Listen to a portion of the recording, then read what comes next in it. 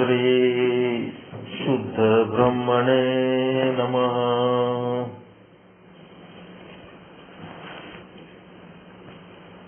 ಸಮಸ್ತ ಶುದ್ಧ ಬ್ರಹ್ಮ ಸ್ವರೂಪರಲ್ಲಿ ಅನಂತ ಅನಂತ ಪ್ರಣಾಮಗಳು.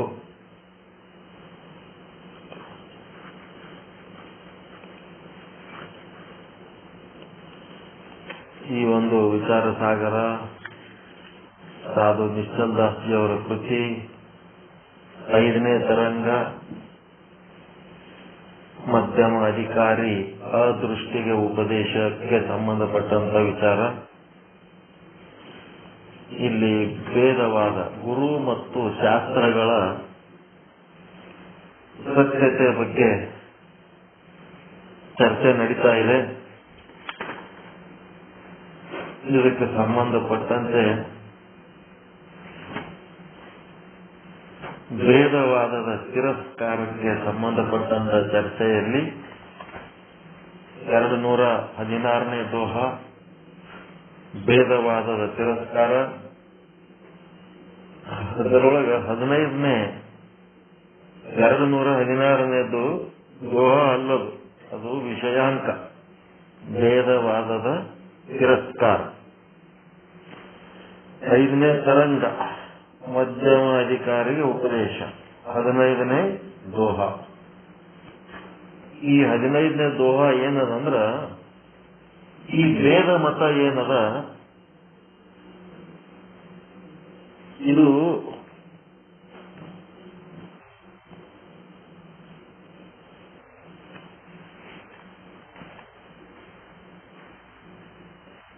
ಈ ವೇದ ವಾಕ್ಯಗಳಿಗೂ ಕೂಡ ವಿರುದ್ಧವಿರುತ್ತದೆ.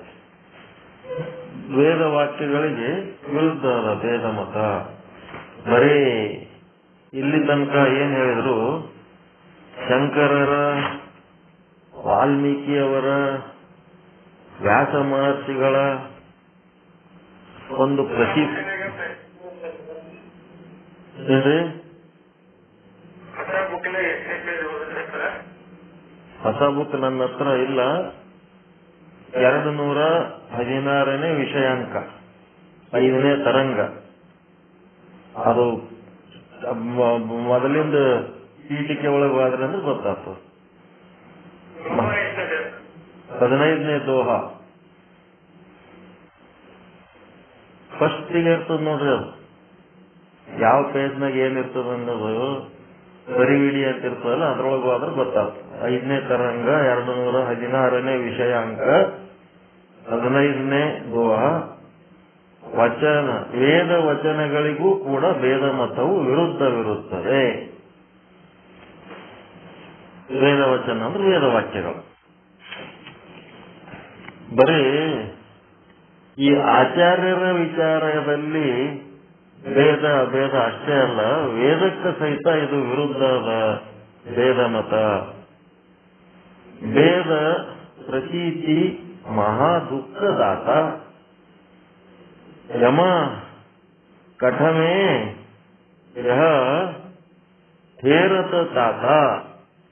ಏನ್ ಹೇಳನಂದ್ರ, ತಾತ ಅಂದ್ರ ಹೇ ಶಿಷ್ಯನೇ, ವೇದ ಪ್ರತೀತಿ ಅಂತಂದ್ರ ಜೀವ ಬ್ರಹ್ಮರ ವೇದತ್ವದ ಜ್ಞಾನ ಅಂದ್ರ ಅಜ್ಞಾನ. ಜೀವ ಬ್ರಹ್ಮರ ಭೇದತ್ವದ ಬಗ್ಗೆ ಏನದಲ್ಲ ಅಜ್ಞಾನ ಮಹಾ ದುಃಖದಾಯಕ.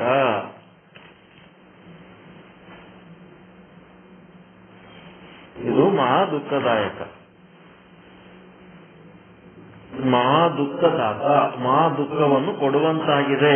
ಜೀವ ಬ್ರಹ್ಮರ ಭೇದವೇ ಎಲ್ಲ ದುಃಖಗಳಿಗೆ ಕಾರಣ. ಇದು ಯಾರು ಹೇಳಿದ್ರಪ್ಪ ಅಂದ್ರ, ಕಠಮೆ ಅಂದ್ರೆ ಕಠೋಪನಿಷತ್ತಿನಲ್ಲಿ ಯಮಧರ್ಮರಾಜನು ಕೂಗಿ ಕೂಗಿ ಹೇಳಿದ್ದಾನೆ. ಟೇರತ ಯಮ ಕಠಮೆ ಯ ಟೇರತ ತಾತ ಅಂದ್ರೆ ಕೂಗಿ ಕೂಗಿ ಘೋಷಣೆ ಮಾಡಿದ್ದಾನೆ ಯಮ.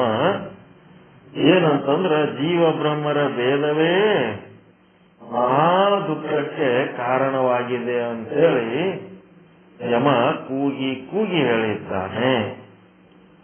ಯಾತೆ ಆದ್ದರಿಂದ, ಚಿತ್ತ ಅಂದ್ರೆ ಮನದಲ್ಲಿರುವ, ಯಾತೆ ಭೇದವಾದ ಚಿತ್ತ ತ್ಯಾಗವು, ಮನಸ್ಸಿನಲ್ಲಿರುವ ಭೇದವಾದವನ್ನ, ಜೀವ ಬ್ರಹ್ಮರ ಭೇದವನ್ನ ಏನ್ ಮಾಡ್ಬೇಕಪ್ಪ ಅಂತಂದ್ರೆ ತ್ಯಾಗ ಮಾಡು. ತ್ಯಾಗವು ಅಂದ್ರೆ ತ್ಯಾಗ ಮಾಡು.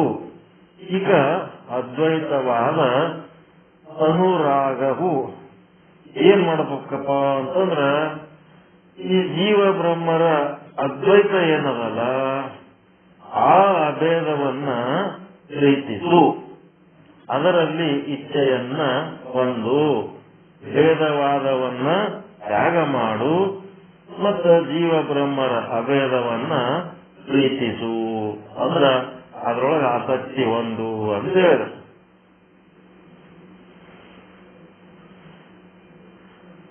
ಯಾಕೆ ಹಂಗೆ ಹೇಳಿದ್ರು ಅವರು? ಭೇದವಾದವನ್ನ ತ್ಯಾಗ ಮಾಡು. ಯಾಕಂತ ದುಃಖಕ್ಕೆ ಕಾರಣ, ಮಹಾ ದುಃಖಕ್ಕೆ ಕಾರಣ ಅದ. ಜೀವ ಬ್ರಹ್ಮರ ಒಂದು ಭೇದ ಅಂತ ಏನದಲ್ಲ ಅದು ಮಹಾ ದುಃಖಕ್ಕೆ ಕಾರಣವ. ಅದಕ್ಕೆ ಅದನ್ನ ತ್ಯಾಗ ಮಾಡು. ಜೀವ ಬ್ರಹ್ಮರ ಏಕತ್ವ ಅಂತ ಏನು ಅದ್ವೈತ ಅದಲ್ಲ ಅದರೊಳಗ ಅನುರಾಗ ಉಂಟು ಮಾಡಿಕೋ ಅಂತ ಯಾಕಂತಾರಂದ್ರ ಅದ್ರೊಳಗ ಪರಮಾನಂದ ಪ್ರಾಪ್ತಿ ಅದ. ಜೀವ ಬ್ರಹ್ಮ ಭೇದದೊಳಗ ಪರಮ ದುಃಖ ಪ್ರಾಪ್ತಿ, ಜೀವ ಬ್ರಹ್ಮರ ಅಭೇದದೊಳಗ ಪರಮಾನಂದ ಪ್ರಾಪ್ತಿ. ಅದಕ್ಕೆ ಈ ಒಂದು ಪರಮಾನಂದ ಪ್ರಾಪ್ತಿ ಆಗಂತದ ಅದ್ವೈತದೊಳಗದ. ಅದನ್ನ ನೀನು ಏನ್ ಮಾಡ್ಬೇಕು? ಅದ್ವೈತ ಸಿದ್ಧಾಂತದೊಳಗ ನಿನ್ನ ಇಚ್ಛೆಯನ್ನ ಹೆಚ್ಚು ಮಾಡ್ಕೋ. ಯಮ ಕೆಳಗೆ 218 ಟಿಪ್ಪಣಿ ಅದ. ಏನಂದ್ರೆ ಯಮ ಅಂದರೆ ಧರ್ಮರಾಜ, ಕಟಮೆ ಅಂದರೆ ಕಠವಲ್ಲಿ ಉಪನಿಷತ್ತಿನಲ್ಲಿ ಈ ವಾರ್ತೆಯನ್ನ ಚೇರತ ಅಂದರೆ ಘೋಷಿಸುತ್ತಾನೆ. ಮತ್ತ ಸಿಗುತ್ರಿ ಪೇಜ್ 216ನೇ ವಿಷಯಾಂಕ 15ನೇ ಲೋಹ 5ನೇ ತರಂಗ ಸಿಕ್ಕದ ಯಾರಿಗಾರೆ?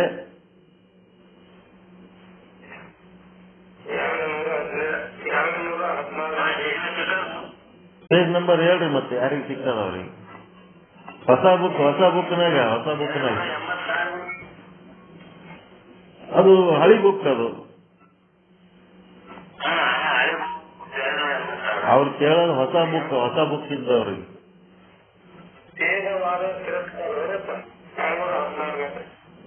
ಭೇದವಾದದ ತಿರಸ್ಕಾರದ ಮುಂದಿನ ಭಾಗ. ವೇದ ವಚನಗಳಿಗೂ ಕೂಡ ಭೇದ ಮತ್ತು ವಿರುದ್ಧವಿರುತ್ತದೆ.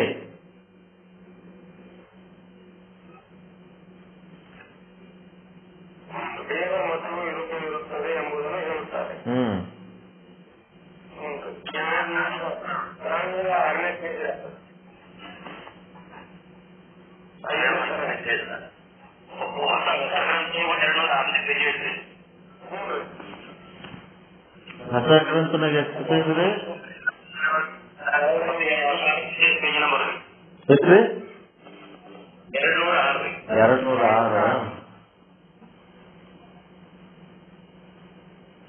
206ನೇ ಪೇಜ್ನೊಳಗ ಅದ ಅಂತ ನೋಡ್ರಿ.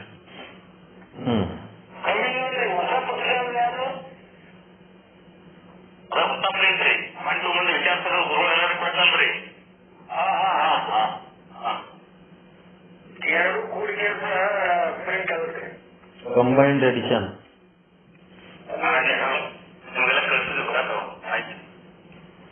ದಾರ್ಯಾಗ ಅದಾವ ಬರ್ತಾವ.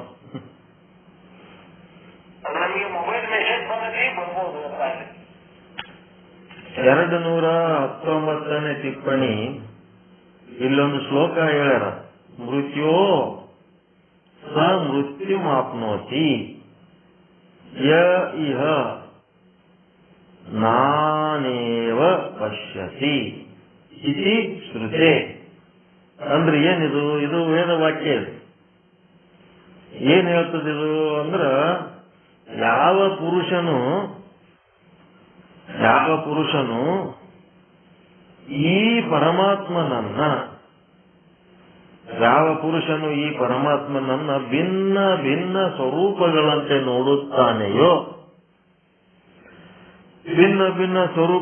ನೋಡುತ್ತಾನೆಯೋ ಅವನು ಮೃತ್ಯುವಿನಿಂದ ಮೃತ್ಯುವನ್ನು ಹೊಂದುತ್ತಾನೆ. ವೇದವಾಕ್ಯ ಇದು, ವೇದವಚನ. ಯಾವ ವೇದದಾಗ ಏನದ ಅದು ಹುಡುಕಮ್ಮ ಆಮೇಲೆ. ಮೊದಲ ಇಂಥ ಒಂದು ವೇದ ವಾಕ್ಯಕ್ಕೆ ಸಹಿತ ಇದು ವಿರುದ್ಧ ಆದ ಅಂತ.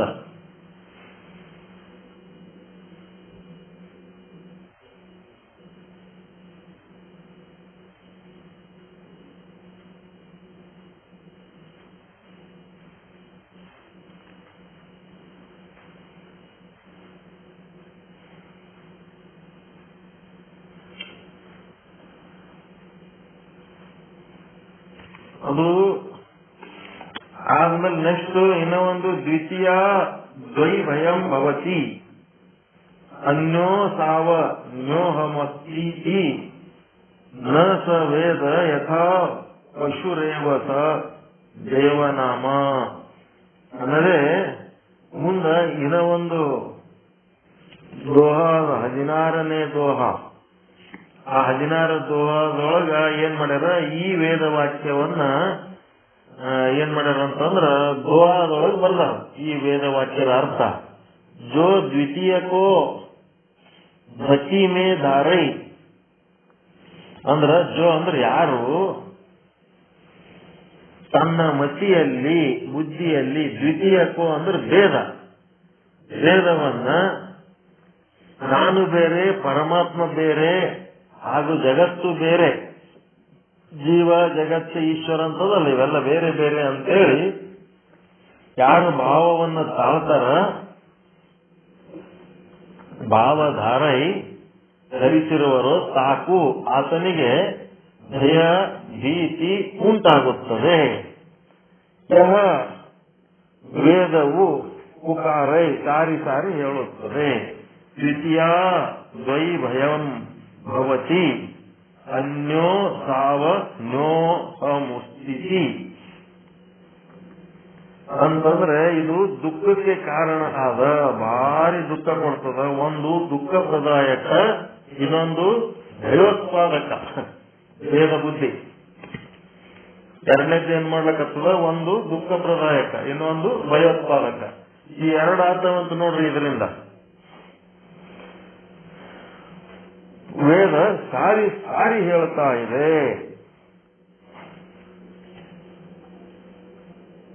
ಯಹ ವೇದ ಪುಕಾರೈ, ವೇದ ಸಾರಿ ಸಾರಿ ಹೇಳಕತ್ತದ.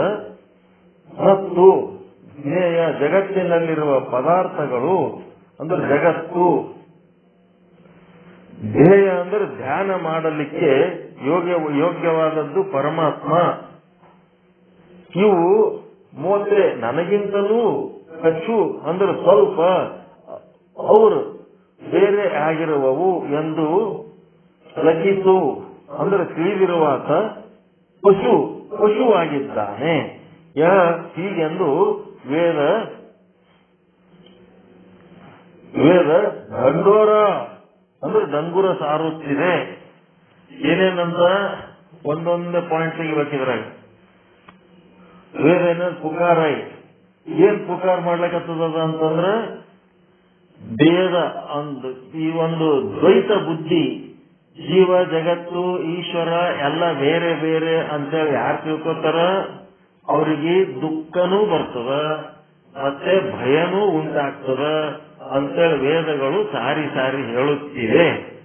ಮತ್ತೇನ್ ಮಾಡಿದೆ, ಜ್ಞೇಯ ಅಂತಂದ್ರೆ ಜಗತ್ತಿನಲ್ಲಿರುವ ಪದಾರ್ಥಗಳು ಅಂದ್ರೆ ಜ್ಞೇಯ ಅಂದ್ರೆ ಜಗತ್ತು. ಮತ್ತೆ ಧ್ಯೇಯ ಅಂತಂದ್ರೆ ಧ್ಯಾನ ಮಾಡಲಿಕ್ಕೆ ಯೋಗ್ಯವಾದ ಪರಮಾತ್ಮ. ನೀವು ಧ್ಯಾನ ಜಗತ್ತಿನಲ್ಲಿರುವ ವಸ್ತುಗಳಿಗೆ ಕುರಿತು ಧ್ಯಾನ ಮಾಡ್ತಿರೋ, ಏನು ಪರಮಾತ್ಮನನ್ನ ಕುರಿತು ಧ್ಯಾನ ಮಾಡ್ತಿರೋ? ಜ್ಞಾನ ಧ್ಯೇಯ, ಜ್ಞೇಯ ಧ್ಯೇಯ. ಧ್ಯೇಯ ವಸ್ತು ಅಂತಂದ್ರೆ ಯಾವುದನ್ನ ಕುರಿತು ನೀವು ಧ್ಯಾನ ಮಾಡ್ತೀರಿ? ಧ್ಯೇಯವನ್ನು ಕುರಿತು ಮಾಡ್ತೀರ, ಜ್ಞೇಯವನ್ನ ಕುರಿತು ಮಾಡ್ತೀರಿ. ಜ್ಞೇಯ ಅಂತಂದ್ರೆ ಜಗತ್ತು, ಧ್ಯೇಯ ಅಂದ್ರೆ ಪರಮಾತ್ಮ. ಈ ಜಗತ್ತಿನ ವಸ್ತುಗಳನ್ನ ಕುರಿತು, ಪ್ರಾಪಂಚಿಕ ವಸ್ತುಗಳಿಂದ ತುಂಬಿಕೊಂಡಂತ ಜಗತ್ತನ್ನು ಕುರಿತು ನೀವು ಧ್ಯಾನ ಮಾಡ್ತಿರೋ, ಏನು ಪರಮಾತ್ಮನನ್ನು ಕುರಿತು ಧ್ಯಾನ ಮಾಡ್ತಿರೋ ಅಂತ ಕೇಳಕತ್ತಾರ. ಯಾವುದು ಧ್ಯೇಯ ಅಂದರೆ ಧ್ಯಾನ ಮಾಡಲಿಕ್ಕೆ ಯೋಗ್ಯವಾದ ಪರಮಾತ್ಮ, ಮತ್ತು ಧ್ಯೇಯ ಅಂದ್ರೆ ಜಗತ್ತಿನಲ್ಲಿರುವ ಪದಾರ್ಥಗಳು ನನಗಿಂತಲೂ ಸ್ವಲ್ಪವೂ ಕೂಡ ಬೇರೆಯಾಗಿವೆ ಅಂತ ಅನ್ನಿಸಿದರೆ ಅವನೊಬ್ಬ ಪಶು ಅದನ, ಒಬ್ಬ ದನ ಅದನ ಅಂತಾರೆ. ಧ್ಯೇಯ ಮೋತೆ ಕಚ್ಚು ಅವ್ರು ಒಂದು ಸ್ವಲ್ಪನು ನನ್ನಿಂದ ಭಿನ್ನ ಅಂತ ಅಂದ್ರೆ ಅವನಿಗೆ ದನ ಅಂತಂದ್ರೆ ಪಶು ಆಗಿದ್ದಾನೆ ಯಹ. ಹೀಗೆಂದು ವೇದಗಳು ದಂಡೋರ ಅಂದ್ರೆ ಡಂಗುರ ಸಾರುತ್ತಿವೆ. ಹೆಂಗ್ ಮಾಡ್ತೀರಿ? ನಿಮ್ಮಿಂದ ಭಿನ್ನವಾದ ಜಗತ್ತಿನ ಯಾವ ವಸ್ತುಗಳು ನಿಮ್ಮಿಂದ ಭಿನ್ನವಾಗಿವೆ ಅಂತ ನೀವು ಭಾವಿಸಿದರೆ, ಮತ್ತು ಜಗತ್ತಿನ ಜೀವಿಗಳು ನಿಮ್ಮಿಂದ ಭಿನ್ನವಾಗಿವೆ ಅಂತ ನೀವು ಭಾವಿಸಿದರೆ, ಅಥವಾ ಇಡೀ ಜಗತ್ತು ಬೇರೆ ನೀವೇ ಬೇರೆ ಅಂತ ನೀವು ಭಾವಿಸಿದರೆ, ಮತ್ತು ಬ್ರಹ್ಮನೇ ಬೇರೆ ನೀವೇ ಬೇರೆ ಅಂತ ನೀವು ಭಾವಿಸಿದರೆ, ಇಲ್ಲಿ ಏನ್ ಹೇಳಕತ್ತಾರ? ಅಂತ ಆ ರೀತಿ ಭಾವನೆ ಇದ್ದವನಿಗೆ ಏನ್ ಅಂದಕತ್ತಾರ ಅವರು? ಪಶು ಆಗಿದ್ದಾನೆ ಅಂತ. ಎಷ್ಟು ಕೆಲಸ ಗೊತ್ತದ? ಎಲ್ಲಾ ವಸ್ತುಗಳ ಜೊತೆಗೆ ನಾವು ಏನ್ ಮಾಡ್ಬೇಕಾಗ್ಯದ? ತಾಧ್ಯಾತ್ಮತೆಯನ್ನ ಹೊಂದಬೇಕಾಗ್ಯದ. ಎಲ್ಲ ವಸ್ತುಗಳಲ್ಲಿ ನಾನೇ ಇದ್ದೇನೆ, ನನ್ನೊಳಗೆ ಎಲ್ಲ ವಸ್ತುಗಳದವ, ನನ್ನ ಬಿಟ್ಟು ಯಾವ ವಸ್ತು ಇಲ್ಲ ಅಂತ ಬರ್ಬೇಕಾಗ್ಯದ. ಈಗ ಇದು ಅನುಭವ ಮಾಡ್ಕೊಳ್ಳೋದು ಎಷ್ಟು ಕೆಲಸ ಅದ ಗೊತ್ತಾ? ಇರುವೆ ಹಿಡ್ಕೊಂಡು 84 ಲಕ್ಷ ಜೀವರಾಶಿ ಆನೆಯ ತನಕ ಎಷ್ಟು ಜೀವರಾಶಿಗಳದವ, ಆ ಎಲ್ಲ ಜೀವರಾಶಿಗಳಲ್ಲಿ ನೀವೇನ್ ಮಾಡ್ಬೇಕಾಗ್ಯದ? ಅಭೇದವನ್ನ ಸಾಧಿಸಬೇಕಾಗ್ಯದ. ಪಂಚಮಹಾಭೂತಾತ್ಮಕ ಜಗತ್ತೇನದ ಅದರೊಳಗೆ ಅಭೇದವನ್ನ ಸಾಧಿಸಬೇಕಾಗ್ಯದ. ಹೆಂಗ್ ಮಾಡ್ತೀವಿ?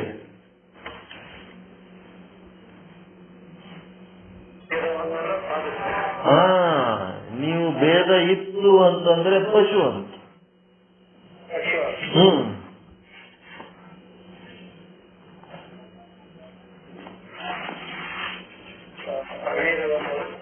ಅಭೇದವನ್ನ ಸಾಧಿಸಬೇಕಾಗ್ಯದ.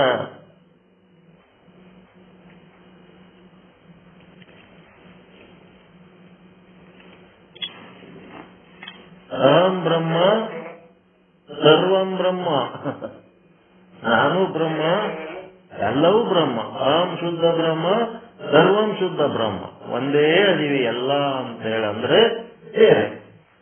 ಅದನ್ನು ಬಿಟ್ಟು ನಾವು ನಾನೇ ಬೇರೆ, ಅಹಂ ಬ್ರಹ್ಮ ಸರ್ವಂ ಜಗತ್ತು ಈಶ್ವರ ಮತ್ತಿನ್ನೇನೇನೋ ಇಟ್ಕೊಂಡಿವಲ್ಲ ಹೆಸರುಗಳು, ಅವು 5 ಐಟಮ್ಗಳದವ. ಒಂದು ಶುದ್ಧ ಬ್ರಹ್ಮ, ಇನ್ನ ಒಂದೇನದ?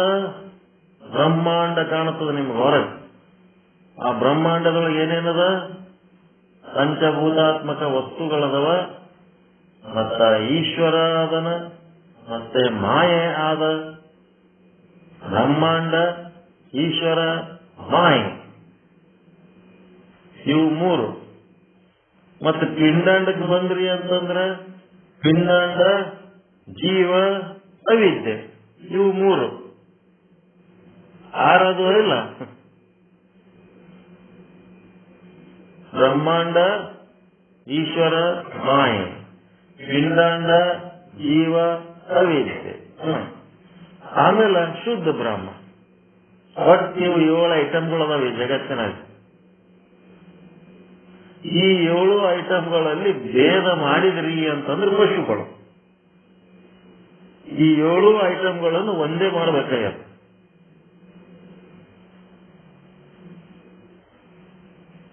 ಹೆಂಗ್ ಮಾಡ್ತೀರಿ?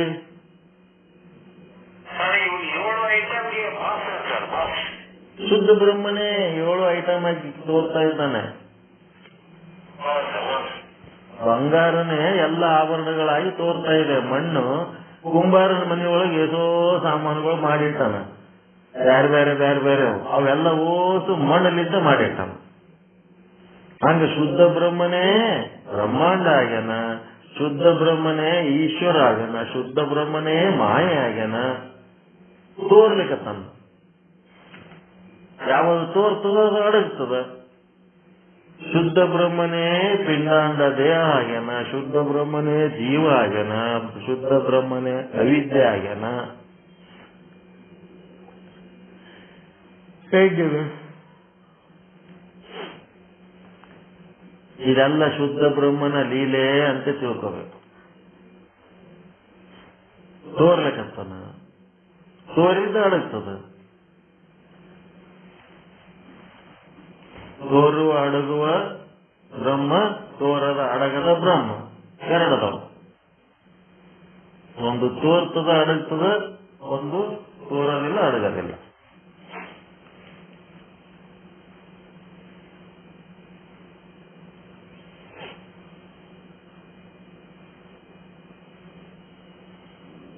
ಅಭೇದ ಹೆಂಗ್ ಮಾಡ್ತೀರಿ?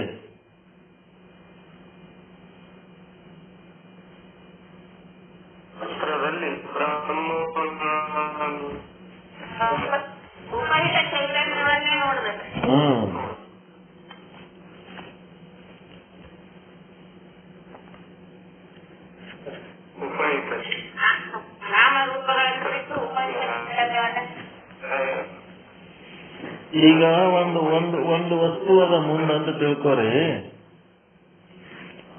ಆ ವಸ್ತು ಏನ್ ಮಾಡ್ಲಿಕ್ಕತ್ತದ?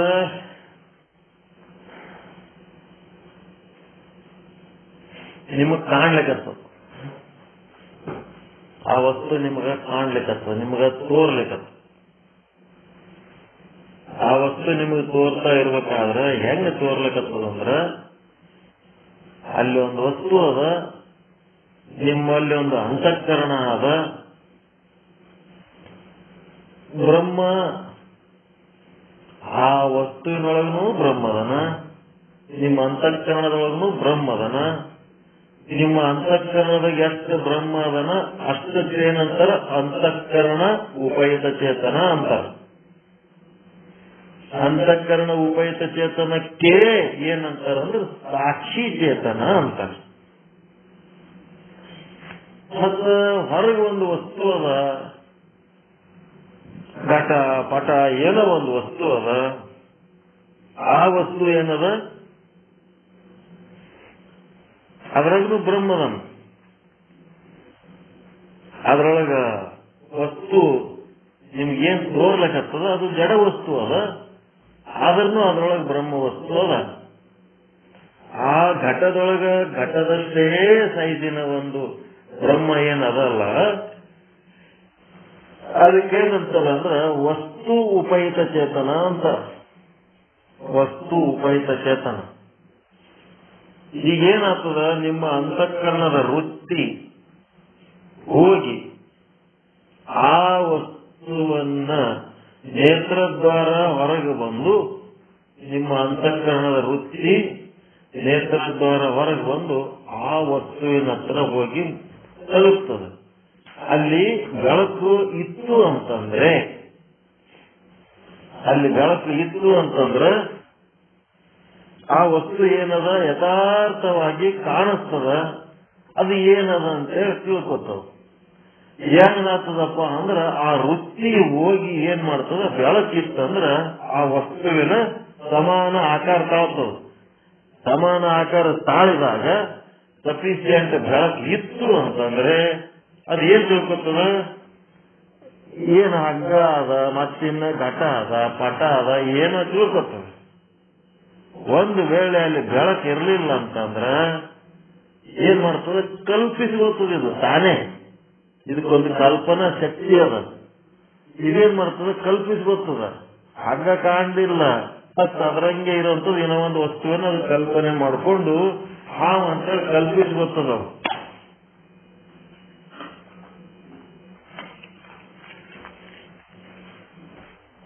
ಬೆಳಕಿದ್ದಾಗ ಒಂದು, ಬೆಳಕಿರ್ಲಾರ್ದಾಗ ಒಂದು, ಬೆಳಕಿದ್ದಾಗ ವಾಸ್ತವಿಕವಾಗಿ ಹಗ್ಗದ, ಬೆಳಕಿಲ್ಲದಕ್ಕ ಕಾಲ್ಪನಿಕವಾಗಿ ಹಾವದ. ಎಲ್ಲದ ಇದು? ಹೊರಗದ. ಹೊರಗಿದ್ದ ಮೇಲೆ ಆ ವಸ್ತುವಿನ ಬಗ್ಗೆ ಜ್ಞಾನ ಎಲ್ಲಿದ? ವಸ್ತು ಹೊರಗದ, ವಸ್ತುವಿನ ಜ್ಞಾನ ಎಲ್ಲದ? ಇದು ಹಗ್ಗ, ಇದು ಹಾವು ಅಂತೇಳಿ ಏನು ಚಿದಾಭಾಸ ಗುರುತಿಸ್ತಾನಲ್ಲ, ಆ ವೃತ್ತಿ ಜೊತೆಗೆ ಚಿದಾಭಾಸ ಇರ್ತಾನ, ಆ ಚಿದಾಭಾಸ ಗುರುತಿಸ್ತಾನೆ. ಇದು ಹಗ್ಗ, ಇದು ಹಾವು ಅಂತೇಳಿ ಅವ್ ಗುರುತಿಸಿದ್ನಂತಂದ್ರೆ ಆ ಗುರುತು ಮಾಡಿದ ವಸ್ತುವಿನ ಜ್ಞಾನ ಎಲ್ಲಿರ್ತದ? ನಿಮ್ಮ ಅಂತಃಕರಣದಾಗ ಸಂಗ್ರಹ ಆಗ್ತದದು.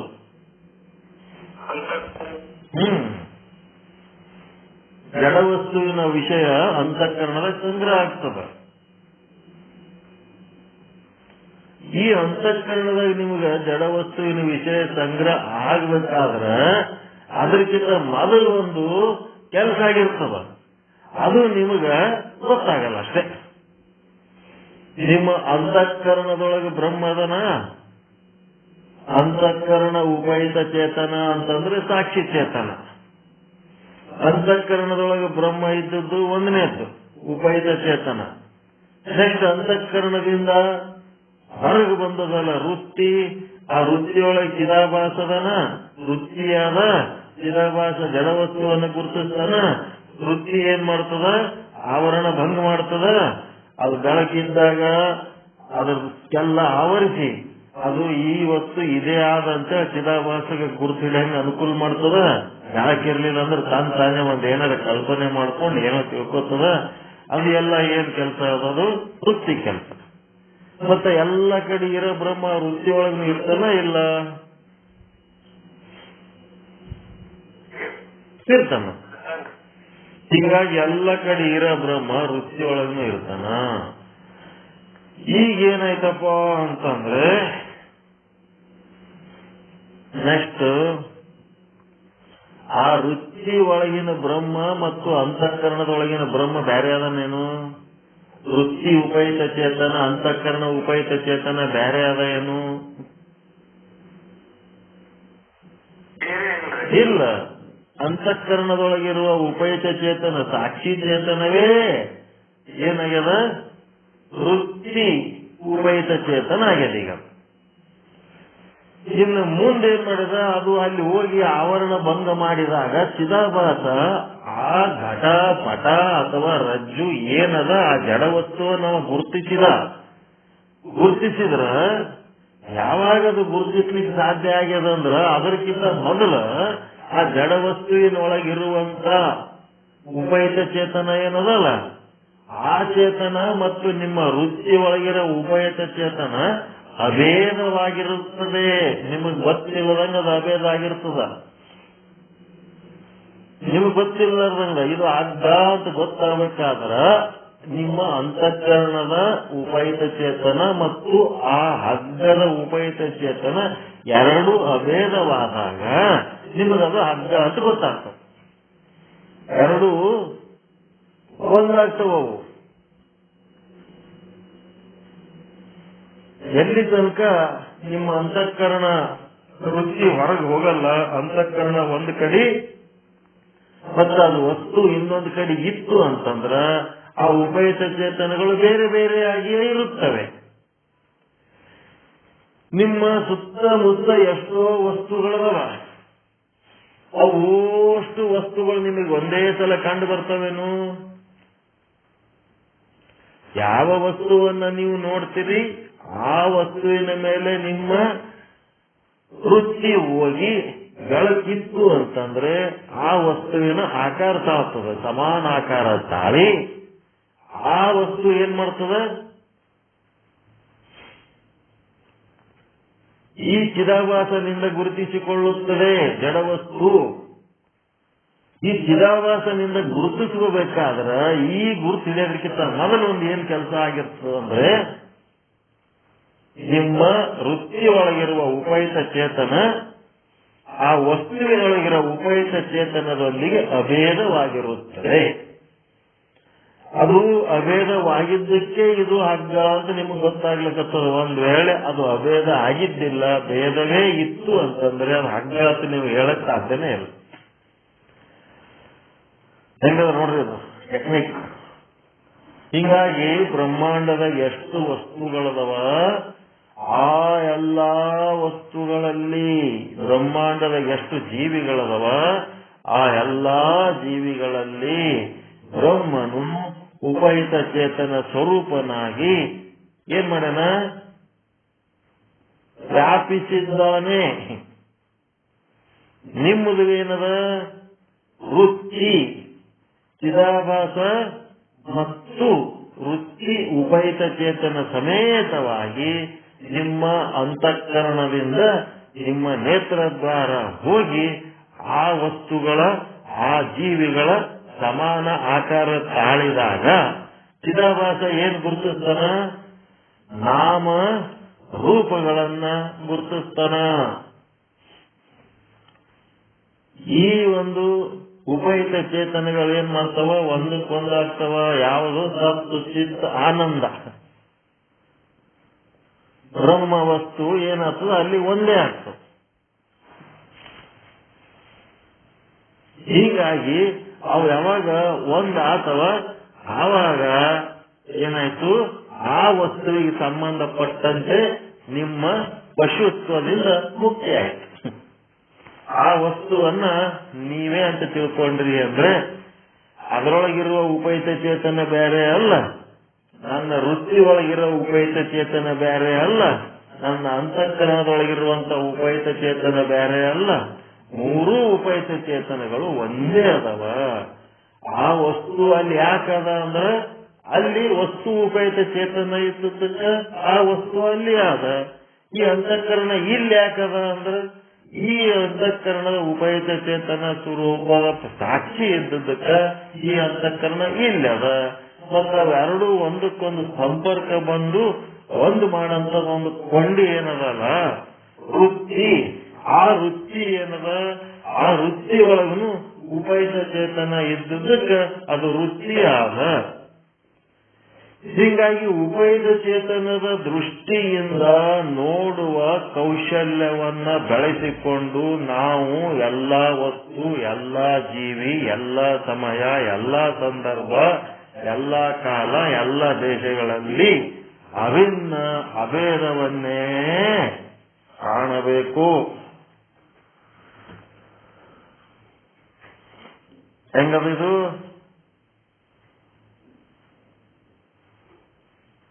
ಉಪಹಿತ ಚೇತನದ ಇದಕ್ಕೇನಂತಾರ, ಈ ರೀತಿ ಉಪಹಿತ ಚೇತನಗಳ ಮೂಲಕ ಎಲ್ಲ ವಸ್ತು, ಎಲ್ಲ ಜೀವಿಗಳ, ಎಲ್ಲ ದೇಶ, ಎಲ್ಲ ಕಾಲದ ಜೊತೆಗೆ ಆಧ್ಯಾತ್ಮ ಭಾವ ಹೊಂದೋದಕ್ಕೆ ಏನಂತಾರ ಅಂದ್ರೆ ಪ್ರಕ್ರಿಯೆ ಪ್ರಕ್ರಿಯೆ ಅಂತಾರೆ. ಅದ್ವೈತ ಅದ್ವೈತ ಆಗದು. ಯಾವುದೇ ಒಂದು ವ್ಯಕ್ತಿಯ ಜೊತೆಗೆ, ಯಾವುದೇ ಒಂದು ವಸ್ತುವಿನ ಜೊತೆಗೆ, ಯಾವುದೇ ಒಂದು ಪ್ರಾಣಿಯ ಜೊತೆಗೆ ಆತ್ಮೀಯತೆ ಬೆಳೆಸಿಕೊಳ್ಳೋದು. ಒಳಗಿರುವ ಆತ್ಮ ಅವ್ರದ್ದು ನಿಮ್ದು ಎಲ್ಲ ಒಂದೇ. ಆತ್ಮೀಯತೆ ಬೆಳೀತು ಅಂದ್ರೆ ವ್ಯವಹಾರ ಇರಂಗಿಲ್ಲ. ವ್ಯವಹಾರ ಇರೋ ತನಕ ಆತ್ಮೀಯತೆ ಬೆಳೆಯಂಗಿಲ್ಲ. ಇದು ತಿಳ್ಕೊಂಡ್ಬಿಡ್ರಿ. ಇನ್ನ ವ್ಯವಹಾರ ನಡೆದದ ನಂದು ನಿಂದು ಅಂತ ಕಚ್ಚಾಡ್ಲಕತ್ತಾರ ಅಂದ್ರೆ ಅವ್ರೊಳಗ ಇನ್ನ ವೃತ್ತಿ ಉಪಹಿತ ಚೇತನ, ಅಂತಃಕರಣ ಉಪಹಿತ ಚೇತನ, ವ್ಯಕ್ತಿ ಉಪಹಿತ ಚೇತನಗಳು ಅವು ಇನ್ನ ಒಂದಾಗಿಲ್ಲ ಅಂತ. ಅವು ಒಂದಾಗುವ ಅಂತಂದ್ರ ವ್ಯವಹಾರ ಏನಾಗ್ತದ, ಸೈಡಿಗೆ ಹೋಗ್ಬಿಡ್ತದೆ. ಉಪಹಿತ ಚೇತನಗಳು ಒಂದಾಗುವ ಅಂದ್ರೆ ವ್ಯವಹಾರ ಸೈಡಿಗೆ ಹೋಗ್ತದೆ.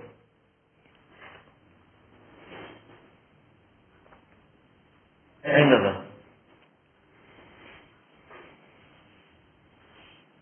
ಈಗ ಒಂದು ಅಂಗಡಿ ಇಟ್ಟಿರ್ತೀರಿ ನೀವು.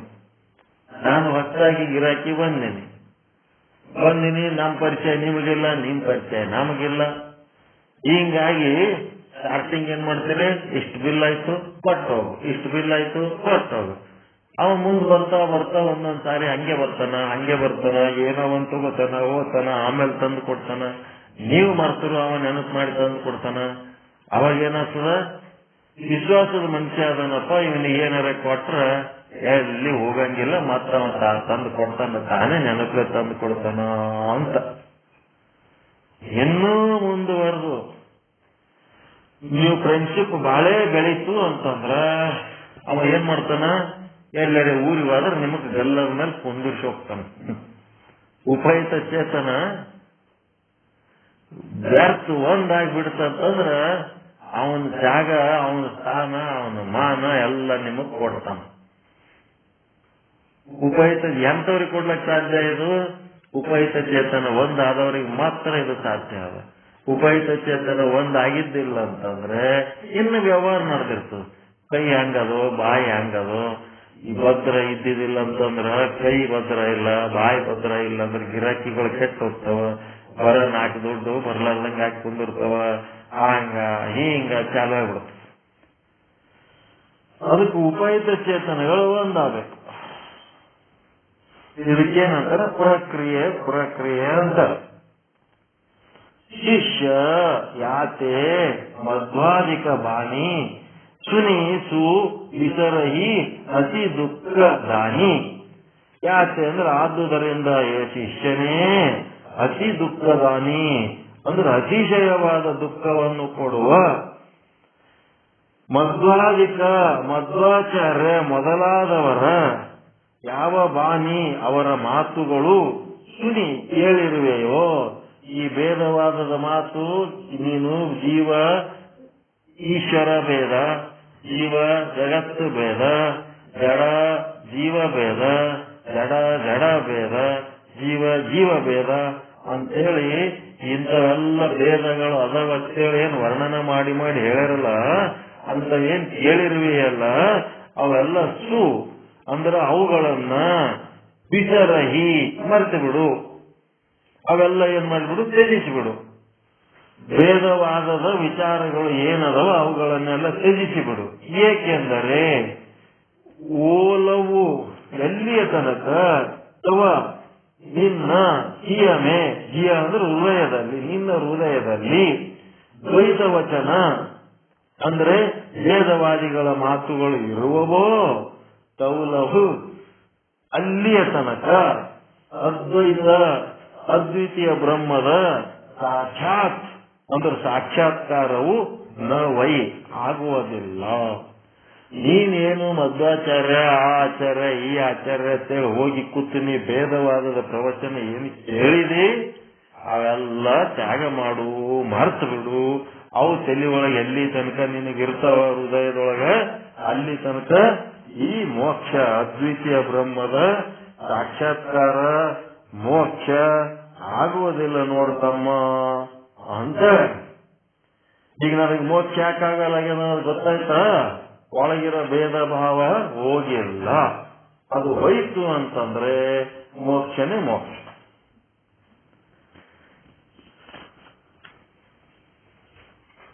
ಜೀವ ಬೇರೆ, ನಾನೇ ಬೇರೆ, ಜಗತ್ತೇ ಬೇರೆ, ನಾನೇ ಬೇರೆ, ಈಶ್ವರನೇ ಬೇರೆ, ನಾನೇ ಬೇರೆ ಅಂತೇಳಿ ಆ ಮೂರನ್ನ ಬೇರೆ ಮಾಡಿ ತಾನು ಒಂದು ಬೇರೆಯಾಗಿ ಕುಂದಿರ್ತಾನಲ್ಲ, ಇದು ಹೆಂಗ? ಇದು ಕಳ್ಕೊಂಡು ಎಷ್ಟು ಜೀವಿಗಳದವ? 84 ಲಕ್ಷ ಜೀವರಾಶಿಗಳೇನದವಲ್ಲ, ಆ ಎಲ್ಲ 84 ಲಕ್ಷ ಜೀವರಾಶಿಗಳು ನಾನೇ ಅದೀನಿ. ಹೆಂಗದೀನಿ? ಉಪಹಿತ ಚೇತನದ ಮೂಲಕ ಅಭೇದವಾಗಿದ್ದೇನೆ. ಜಗತ್ತಿನೊಳಗೆ ಪಂಚಭೂತ ರಾಶಿ ಏನದಲ್ಲ ಅದೆಲ್ಲ ನಾನೇ ಅದೀನಿ. ಹೆಂಗದೀನಿ? ಆ ವಸ್ತು ಉಪಹಿತ ಚೇತನ ಮತ್ತು ನನ್ನ ಅಂತಃಕರಣ ಉಪಹಿತ ಚೇತನ, ಎರಡೂ ಉಪಹಿತ ಚೇತನಗಳು ವೃತ್ತಿ ಉಪಹಿತ ಚೇತನದ ಮೂಲಕ ಸಂಪರ್ಕ ಹೊಂದಿ ಅದು ನಾನೇ ಅದೀನಿ.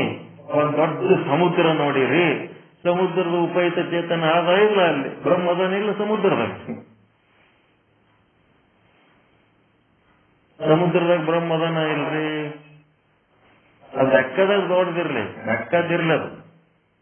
ಆ ಉಪಯುಕ್ತ ಚೇತನ ನಿಮ್ಮ ಅಂತಃಕರಣದೊಳಗೆ ಬ್ರಹ್ಮದನ ಇಲ್ಲ ಅದನ್ನ ನಿಮ್ಮ ಅಂತಃಕರಣದ ಬ್ರಹ್ಮಗ ಮತ್ತ ಆ ಸಮುದ್ರದೊಳಗಿರುವ ಬ್ರಹ್ಮಗ ಕನೆಕ್ಷನ್ ಕೊಡೋರು ಯಾರು? ವೃತ್ತಿ. ಆ ವೃತ್ತಿ ಹೋಗಿ ಏನ್ ಮಾಡ್ತದ? ನೀರು, ಕೆರೆ ಏನೆಲ್ಲ ನೋಡ್ತದ. ಅದು ಜಡ ವಸ್ತುಗಳನ್ನು ನೋಡಿ ಚಿದಾಭಾಸ ಗುರುತಿಸ್ತದ. ಆದರೆ ಈ ಗುರುತು ಹಿಡಿಬೇಕಾದ್ರೆ ಅದಕ್ಕಿಂತ ಮೊದಲು ಏನಾಗಿರ್ತದಂದ್ರೆ ನಿಮ್ಮ ವೃತ್ತಿ ಉಪಯುಕ್ತ ಚೇತನ ಮತ್ತು ಆ ಸಮುದ್ರದ ಉಪಯುಕ್ತ ಚೇತನ ಎರಡು ಒಂದಾಗಿರ್ತಾವ. ಮೊದಲೇ ಒಂದಾಗಿರ್ತಾವ. ಆ ಒಂದಾಗಿದ್ದಕ್ಕ ಅದು ಏನಾಗ್ತದ? ನಿಮಗ ಇದು ಸಮುದ್ರ ಅಂತ ಗೊತ್ತಾಗ್ತದೆ. ಈಗ ನೋಡ್ರಿ, ನಿಮ್ಗ ಬಟನ್ ಹಾಕಿ, ಈಗ ಕಂಬದ ಕರೆಂಟ್ ಅದ, ಕಂಬದ ವೈರ್ನ ಕರೆಂಟ್ ಅದ. ಮನ್ಯಾಗ ಒಂದು ಸರ್ವಿಸ್ ವೈರ್ ಹಾಕಿರಿ, ಆ ಕಂಬದಲಿಂತ ಮನಿ ತನಕ ಒಂದು ಸರ್ವಿಸ್ ವೈರ್ ಹಾಕಿರಿ, ಮೀಟರ್ ತನಕ. ಮೀಟರ್ಲಿಂತ ಮತ್ತೆ ಈ ಕಡೆ ವೈರಿಂಗ್ ಮಾಡಿರಿ. ಆ ಕಡೆ ಕಂಬದ ವೈರಿಂಗ್ ಅದ, ಈ ಕಡೆ ಮನಿ ಒಳಗಿಂದ ವೈರಿಂಗ್ ಅದ. ಕಂಬದ ಒಳಗಿಂದ ವೈರಿಂಗು, ಮನಿ ಒಳಗಿಂದ ವೈರಿಂಗು ಬೇರೆ ಬೇರೆ ಅದಾವಲ್ಲ ಇವು. ಒಂದು ಅಂತಃಕರಣ ಉಪಯುಕ್ತ ಚೇತನ ಅನ್ಕೊಳ್ರಿ, ಒಂದು ವಸ್ತು ಉಪಯುಕ್ತ ಚೇತನ ಅನ್ಕೊಳ್ರಿ. ಅವೆರಡರ ಮಧ್ಯೆ ಏನದ? ಒಂದು ಸರ್ವಿಸ್ ವೈರ್ ಅದಲ್ಲ, ಆ ಸರ್ವಿಸ್ ವೈರ್ ಅಂದ್ರೆ ಯಾವ್ದದು? ವೃತ್ತಿ ಉಪಯುಕ್ತ ಚೇತನ ಕನೆಕ್ಷನ್ ಕೊಡೋದು. ಆ ಮೂರದ್ರಾಗ ಕಂಬದಾಗನು ಕರೆಂಟ್ ಅದ, ಆ ಸರ್ವಿಸ್ ವೈರ್ನಾಗನು ಕರೆಂಟ್ ಹರಿದದ, ಮತ್ತೆ ಈ ಮನಿ ಒಳಗಿನ ವೈರ್ನಾಗನು ಕರೆಂಟ್ ಹರಿದದ. ಅದಕ್ಕೆ ಅಲ್ಲಿ ಫ್ಯಾನ್ ತಿರುಗ್ಲಕತ್ತದ. ಫ್ಯಾನ್ ತಿರುಗಿದ ಮೇಲೆ ಕರೆಂಟ್ ಹರಿತದೋ, ಕರೆಂಟ್ ಹರಿದ ಮೇಲೆ ಫ್ಯಾನ್ ತಿರುಗ್ತದೋ? ಕರೆಂಟ್ ಹರಿದ ಮೇಲೆ ಫ್ಯಾನ್ ತಿರುಗ್ತದೆ. ಹಾಂಗ ವೃತ್ತಿ ಉಪಯುಕ್ತ ಚೇತನಗಳು, ಅಂತಃಕರಣ ವೃತ್ತಿ ಉಪಯುಕ್ತ ಚೇತನ ಮತ್ತು ಅಂತಃಕರಣ ಉಪಯುಕ್ತ ಚೇತನ ಮತ್ತು ವೃತ್ತಿ ಉಪಯುಕ್ತ ಚೇತನ ಮತ್ತು ವಸ್ತು ಉಪಯುಕ್ತ ಚೇತನ, ಮೂರೂ ಉಪಯುಕ್ತ ಚೇತನಗಳು ಒಂದಾದಾಗ ಈ ವಸ್ತು ಇದು ಆದ ಅಂತೇಳಿ ಗುರುತಿಸ್ತೀವಿ. ಯಾವಾಗ? ಬೆಳಕಿದ್ದಾಗ ಯಥಾರ್ಥವಾಗಿ ಗುರುತಿಸ್ತೀವಿ, ಬೆಳಕಿರಲಾರ್ದಾಗ ಕಲ್ಪಿಸಿಕೊಳ್ತೀವಿ. ಅದು ಜೀವದ ಸ್ವಭಾವ. ಹಿಂಗದ ನೋಡ್ರಿ. ಎಲ್ಲ ವಸ್ತುಗಳಲ್ಲಿ ನಿಮ್ಮನ್ನ ಹ್ಯಾಂಗ್ ಗುರುತಿಸ್ಕೋಬೇಕು ಅಂದ್ರೆ ಈ ರೀತಿ ಗುರುತಿಸ್ಕೋಬೇಕು. ಅದು ನಾನೇ ಇದ್ದೇನೆ, ಅದೆಲ್ಲ ನನ್ನ ಸ್ವರೂಪನೇ ಆದ.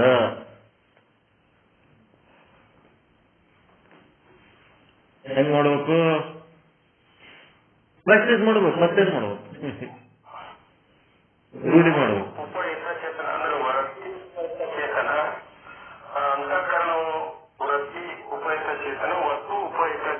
ಅಂತಃಕರಣ ಉಪಯುಕ್ತ ಚೇತನ ಅಂದ್ರೆ ಆತ್ಮಸಾಕ್ಷಿ. ಅಂತಃಕರಣದ ಉಪಯುಕ್ತ ಚೇತನ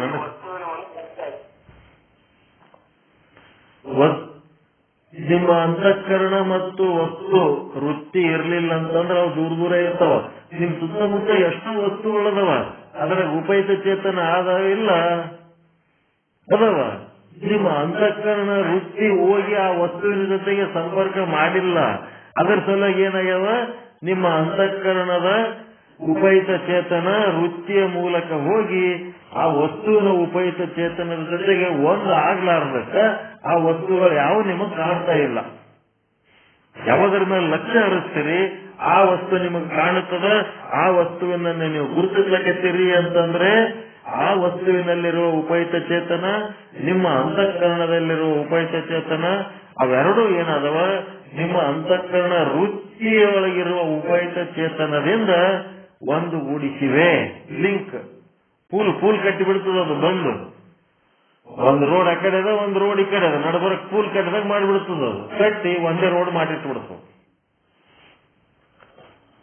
ಯಾರದ್ದು ಒಂದು ಮಾಡ್ತು ವೃತ್ತಿ.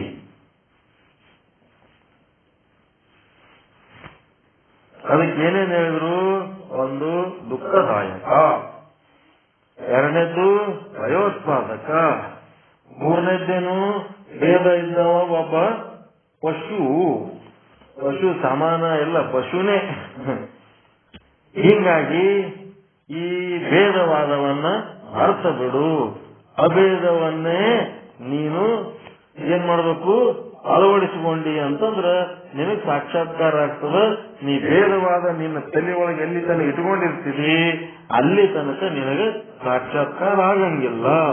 ಶಿಷ್ಯ ಯಾತೆ ಮಧ್ವಾದಿಕ ಬಾನಿ ಸುನಿ ಸುಬಿದರಹಿ ಅತಿ ದುಃಖದಾನಿ. ಅದನ್ನ ಬಿಟ್ಬಿಡಪ್ಪ, ಅದನ್ನು ಮರ್ತು ಬಿಡು. ಬಿದರಹಿ ಅದು ಬಹಳ ದುಃಖದಾಯಕ ಅದ, ಅದು ಬಿಟ್ಬಿಡು. ಮಧ್ವಾಚಾರ್ಯರ ಸಿದ್ಧಾಂತ ಏನದ ಅದನ್ನ ಮರ್ತು ಬಿಡು ನೀನು. ದ್ವೈತ ವಚನ ಅಥವಾ ಇಯಮೆ ಅವಲವು, ಯಾವುದು ದ್ವೈತ ವಚನ ಅದ ಅದನ್ನ ನಿನ್ನ ಹೃದಯದೊಳಗೆ ಏನದಲ್ಲ ಅದನ್ನ ತಗೋ. ವೈ ಸಾಚಾ ತದ್ವೈತ ನ ಅವಲವು, ಎಲ್ಲಿ ತನಕ ಆ ದ್ವೈತ ವಚನ ನಿನ್ನೊಳಗೆ ಇರ್ತದ ಅಲ್ಲಿ ತನಕ ನಿನಗ ಅದ್ವೈತದ ಸಾಕ್ಷಾತ್ಕಾರ ಆಗಂಗಿಲ್ಲ. ನಿನಗೆ ಅದ್ವೈತದ ಜ್ಞಾನದ ಸಾಕ್ಷಾತ್ಕಾರ ಆಗಬೇಕು ಅಂತಂದ್ರೆ ನಿನ್ನೊಳಗ ಹೃದಯದಲ್ಲಿರುವ ದ್ವೈತ ವಾದಗಳ ವಿಚಾರಗಳೇನದವ ಎಲ್ಲ ತ್ಯಾಗ ಮಾಡಿಬಿಡು ಅಂತ ಹೇಳ್ಬಿಟ್ಟಾನೆ. ಇದು ಏನಾಯ್ತು, ಸಿದ್ಧಾಂತ ಹೇಳಿದ್ರು. ಸಿದ್ಧಾಂತ ಹೇಳಿದ್ರೆ ಇವಷ್ಟು ತಿಳಿತು. ಆದ್ರೆ ಇದು ಏನಾಗ್ಲಿಕ್ಕತ್ತದ, ಪೂರ್ತಿ ಸ್ಪಷ್ಟವಾಗಿ ತಿಳಿಬಾರ್ದು. ಈ ಪೂರ್ತಿ ಸ್ಪಷ್ಟವಾಗಿ ತಿಳಿಬೇಕಾದ್ರೆ ಈ ಮಧ್ಯಮ ಅಧಿಕಾರಿಗೆ ಏನ್ ಬೇಕು, ಒಂದು ದೃಷ್ಟಾಂತ ಬೇಕಾಗ್ತದೆ. ಹೀಗಾಗಿ ಇವನಿಗೇನ್ ಮಾಡ್ಯಾರ, ರಾಜನ ಮಂತ್ರಿಯಾದ ಭರ್ಚುವಿನ ಕಥೆ ಅಂತ ಹೇಳಿ ಒಂದು ಕಥೆ ಹೇಳ್ತಾರೆ. ಆ ಕಥೆ ಒಳಗೆ ಏನ್ ಹೇಳ್ತಾರೆ ಅನ್ನೋದು ನಾಳೆ ನೋಡೋಣ. ಭೇದ ನಮಗೆ ದುಃಖದಾಯಕ. ಭೇದ ಅಂದ್ರೆ ಅಜ್ಞಾನ. ಏನ್ ದುಃಖ ಮಾಡ್ತದ, ಜನನ ದುಃಖ, ಜೀವನ ದುಃಖ, ಮರಣ ದುಃಖ. ಎದಕ್ಕಾಗ್ತದ ಜನನ ದುಃಖ, ಜೀವನ ದುಃಖ, ಮರಣ ದುಃಖ? ಕರ್ಮ ಭೋಗಗಳಿಗಾಗಿ, ಶುಭಾಶುಭ ಕರ್ಮ ಫಲಗಳ ಭೋಗಗಳಿಗಾಗಿ. ಶುಭಾಶುಭ ಕರ್ಮ ಫಲಗಳು ಯಾಕೆ ಮಾಡ್ತೀರಿ, ಎದಕ್ ಮಾಡ್ತೀರಿ? ಪಾಪ ಪುಣ್ಯಗಳು ಎದಕ್ ಮಾಡ್ತೀರಿ? ರಾಗ ದ್ವೇಷಗಳದವ ನಿಮ್ಮೊಳಗ. ಒಬ್ರು ಒಳ್ಳೆಯವರು, ಒಬ್ರು ಕೆಟ್ಟವರು ಅಂತ ನಿಮ್ ತಲೆ ಒಳಗ ಇಟ್ಕೊಂಡ್ ಬಿಟ್ಟಿರಿ. ರಾಗದ್ವೇಷ ಇದ್ದದಕ್ಕೆ ಏನ್ ಮಾಡ್ತೀರಿ, ಅಲ್ಲಿ ಪಾಪ ಪುಣ್ಯಗಳು ಮಾಡ್ತೀರಿ. ಮತ್ತ ರಾಗದ್ವೇಷಗಳು ಎದಕ್ಕದವ, ನಿಮ್ಮೊಳಗೊಂದು ಕೆಟ್ಟ ಗುಣ ಏನದಂದ್ರ ಇವ್ರು ನನಗೆ ಅದಕ್ಕೆ ಅನುಕೂಲ ಆಗ್ತಾರ ನೋಡೋದು. ಇವ್ರು ನನಗೆ ಅದಕ್ಕೂ ಅನುಕೂಲ ಆಗ್ಲಿಲ್ಲ ಅಂತಂದ್ರ ಹೋಗ್ಬಿಡು ಅಂತೇಳಿ ಮನ್ಸಿಗೆ ಬಂದಂಗೆ ನಡ್ಕೊಂಡು ಪ್ರತಿಕೂಲ ಆಗ್ಬಿಡೋದು. ಅನುಕೂಲ ಪ್ರತಿಕೂಲಗಳನ್ನ ಹುಡುಕೋದು. ಇದು ಯಾಕೆ ಅನುಕೂಲ ಪ್ರತಿಕೂಲ ಹುಡುಕ್ತೀವಿ ಅಂತಂದ್ರ ನನ್ನಿಂದ ಅವರು ಭಿನ್ನ ಅದರ ಅಂತ ತಿಳ್ಕೊಂಡಿದ್ದಕ್ಕೆ ಅಲ್ಲ. ನೀವು ನಮ್ಗ ಒಂದ್ 25 ಮಂದಿ ಮುಂದೆ ಕೂತು ಪಾಠ ಕೇಳ್ತಿರ್ತೀರಿ. ನಾನು ನಿಮ್ಮನ್ನ ನನ್ನಿಂದ ಭಿನ್ನ ಅಂತ ತಿಳ್ಕೊಂಡ್ರೆ ಇವರೆಲ್ಲ ಹೊಲ ಆಸ್ತಿ ರೊಕ್ಕ ರೂಪಾಯಿ ಬಂಗಾರ ಏನೇನದ ಇವರೆಲ್ಲ ಎಂತೆಂತ ಅಧಿಕಾರಿಗಳದಾರ, ಇವ್ರಲಿಂತ ನನಗೇನು ಉಪಯೋಗ ಆಗ್ತದ ಅಂತೇಳಿ ನಾ ಲೆಕ್ಕ ಹಾಕ. ಯಾವಾಗ ನಿಮ್ಮಿಂದ ನಾನು ಭಿನ್ನ ಅಂತ ತಿಳ್ಕೊಂಡಾಗ, ಭೇದವಾದ ಇದ್ದಾಗ. ಈಗ ನಾನು ಹಂಗೇನಾರ ನಿಮ್ಮ ಮೇಲೆ ನಾನೇನಾರ ಸ್ಕೆಚ್ ಹಾಕ್ಲಿಕ್ಕತ್ತೀನಿ, ನಾನು ಅದು ಇರೋ ತನಕ ಭಯ ದುಃಖ ಎಲ್ಲ ಇರ್ತವೆ. ಭೇದ ಇರೋ ತನಕ. ಈಗ ಅಭೇದ ಇದ್ದದಕ್ಕೆ ಇಲ್ಲಿ ಭಯ ಇಲ್ಲ, ದುಃಖ ಇಲ್ಲ. ನಮ್ಮೆಲ್ಲರ ಲಕ್ಷ್ಯ ಏನದ, ಮೋಕ್ಷದ ಕಡೆಯದ. ಹೀಗಾಗಿ ಯಾರ ಮೇಲೆ ಯಾರು ದುಃಖ ಪಡಬೇಕು, ಯಾರ ಮೇಲೆ ಯಾರು ಭಯ ಪಡಬೇಕು, ಯಾರಿಗೆ ಯಾರು ದನ ಅನ್ಬೇಕು, ನಾನೇ ಆಗಿ ಕುಂತಾಗ ಯಾರು ಅನ್ಲಕ್ ಸಾಧ್ಯ ಅದ. ಹೀಗಾಗಿ ಅನುಕೂಲ ಪ್ರತಿಕೂಲಗಳು ಯಾಕೆ ಹುಡುಕ್ತೀವಿ, ಭೇದ ಬುದ್ಧಿ. ನಾನೇ ಬೇರೆ ನೀವೇ ಬೇರೆ ಅಂದಾಗ ಅನುಕೂಲ ಪ್ರತಿಕೂಲ ಇದ್ದಾಗ ನೆಕ್ಸ್ಟ್ ಸ್ಟೆಪ್ ಏನ್ ಮಾಡ್ತೀವಿ, ಅನುಕೂಲ ಇದ್ದಲ್ಲಿ ರಾಗ, ಪ್ರತಿಕೂಲ ಇದ್ದಲ್ಲಿ ದ್ವೇಷ. ಮತ್ತೆ ರಾಗ ಇದ್ದಲ್ಲಿ ಪುಣ್ಯ, ದ್ವೇಷ ಇದ್ದಲ್ಲಿ ಪಾಪ, ಶುಭ ಕರ್ಮ ಅಶುಭ ಕರ್ಮ.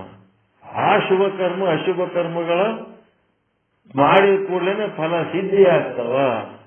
ಆ ಫಲಗಳೇನ್ ಮಾಡ್ತಾವ, ಜನ್ಮ ಜನ್ಮಾಂತರಕ್ಕೆ ನಮಗೆ ಕರ್ಕೊಂಡೋಗಿ ಸುಖ ದುಃಖ, ಸ್ವರ್ಗ ಸುಖ ನರಕ ದುಃಖಗಳನ್ನು ಕೊಟ್ಟು ಆ ಕರ್ಮಗಳು ನಾಶ ಆಗಿ ಹೋಗ್ಬಿಡ್ತವ. ನಾಶ ಆಗಿ ಹೋಗಿ ನೀವು ಮಾಡಿದ ಶುಭ ಕರ್ಮಗಳು ನಷ್ಟ, ಅಶುಭ ಕರ್ಮಗಳು ನಷ್ಟ ಆಗ್ತವ. ಹೀಗಾಗಿ ನೀವು ಮಾಡಿದ ಎಲ್ಲ ಸಾಧನೆ ಒಳಗೆ ಹುಣಸೆ ಹಣ್ಣು ತೊಳೆದಂಗೆ ಆಗ್ಬಿಡ್ತು. ಅದಕ್ಕೆ ಅವನಿಗೆ ಏನಾಗಬೇಕಾಗ್ಯದ, ಶಾಶ್ವತವಾದಂಥದ್ದು ಒಂದು ಸಾಧನಾ ವಿಧಾನ ಬೇಕಾಗ್ಯದ. ಇಲ್ಲಿ ಏನಾಗ್ಯದಪ್ಪ ಅಂತಂದ್ರೆ, ಈ ಭೇದವಾದದ ತಿರಸ್ಕಾರ ಮಾಡ್ಲಿಕ್ಕತ್ತಾರ. ನಿಮ್ಮ ತಲೆ ಒಳಗ ಈ ಭೇದವಾದಕ್ಕೆ ಸಂಬಂಧಪಟ್ಟಂತ ಏನೇನು ವಿಚಾರಗಳದವ ಅವು ಎಲ್ಲಿ ತನಕ ನಿಮ್ಮೊಳಗಿರ್ತಾವ ಅಲ್ಲಿ ತನಕ ನಿಮಗೆ ಮೋಕ್ಷ ಆಗಂಗಿಲ್ಲ ಅಂತೇಳಿ ಘಂಟಾಘೋಷವಾಗಿ ಸಾಧು ನಿಶ್ಚಲದಾಸರು ಹೇಳ್ಯಾರ. ಹಿಂಗಾಗಿ ಈಗ ನಾವೇನ್ ಮಾಡ್ಬೇಕು, ನಮ್ಮಿಂದ ಜೀವ ಇತರ ಜೀವದಲ್ಲಿ, ಇತರ ಜಗತ್ತಿನಲ್ಲಿ, ಇತರ ದೇವತೆಗಳಲ್ಲಿ ನಾವೇನ್ ಮಾಡ್ಬೇಕು, ನಮ್ಮ ಭೇದ ಭಾವಗಳನ್ನ ಕಳ್ಕೊಂಡು ಅಲ್ಲಿ ನಾನೇ ಇದ್ದೇನೆ, ನನ್ನಿಂದ ಭಿನ್ನವಾದದ್ದು ಯಾವುದೂ ಇಲ್ಲ ಅನ್ನಂತ ಆಧ್ಯಾತ್ಮ ಭಾವ ತಾಳುವಂತ ಪ್ರಾಕ್ಟೀಸ್. ಹ್ಯಾಂಗ್ ತಾಳ್ಬೇಕ್ರಿ ಅಂದ್ರೆ ಹಿಂಗ್ ತಾಳ್ಬೇಕು. ಉಪಹಿತ ಚೇತನ ಎನ್ನುವ ಪ್ರಕ್ರಿಯೆಯ ಮೂಲಕ, ಒಂದೇ ಶಬ್ದ, ಪ್ರಕ್ರಿಯೆಯ ಮೂಲಕ ಪ್ರಾಕ್ಟೀಸ್ ಮಾಡುವ ಮೂಲಕ, ಉಪಹಿತ ಚೇತನದ ಪ್ರಾಕ್ಟೀಸ್ ಮಾಡುವ ಮೂಲಕ ಅಭೇದವನ್ನು ಸಾಧಿಸಬೇಕು. ಚಂದದನ್ರಿ ಪಾಠ.